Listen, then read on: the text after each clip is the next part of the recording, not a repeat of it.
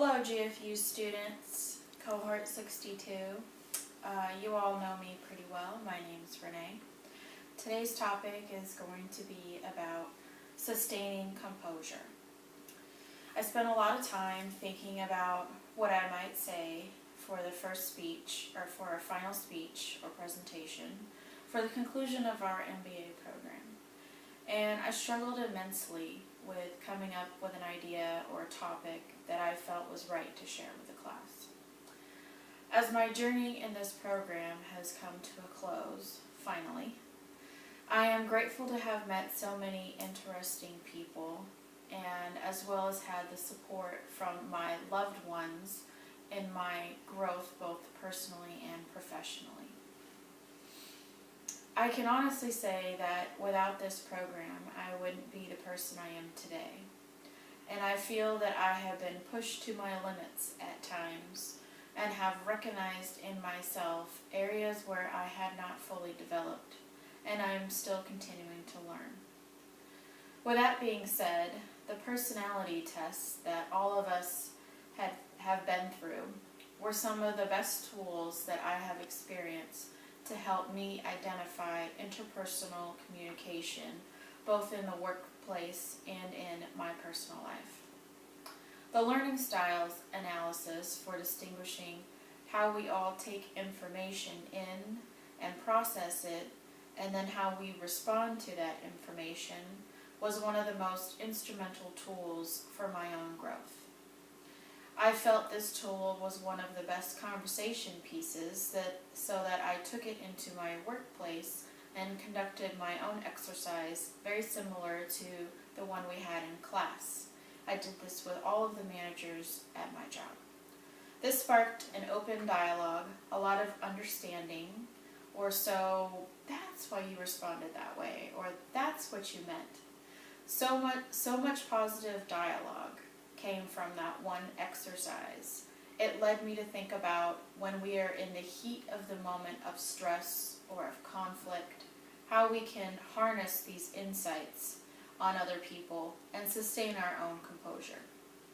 Webster's dictionary describes the word composure as a calmness or repose, especially of mind, bearing, or appearance.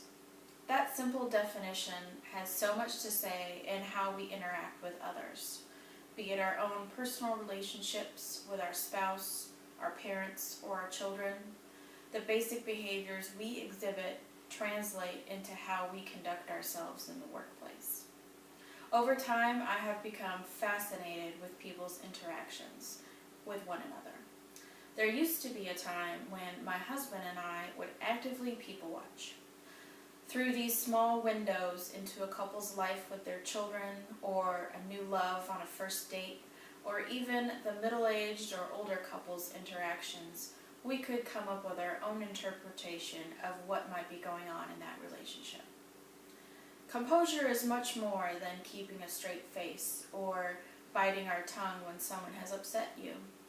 Composure is the art of listening and learning what it is the other person has done or said to make the feelings in you become so great. Working through these feelings and being in tune with yourself is the best way to truly understand yourself and have quality interactions with others. My personal example is my current boss. I recently was promoted and I relocated to Chicago to work at the corporate office, headquarters for Navistar. Coming from an environment of a small, intimate workforce with low stress and a well-oiled working machine, to no structure, figure it out, why didn't I have this sooner, and a very erratic and chaotic environment has been a tough adjustment.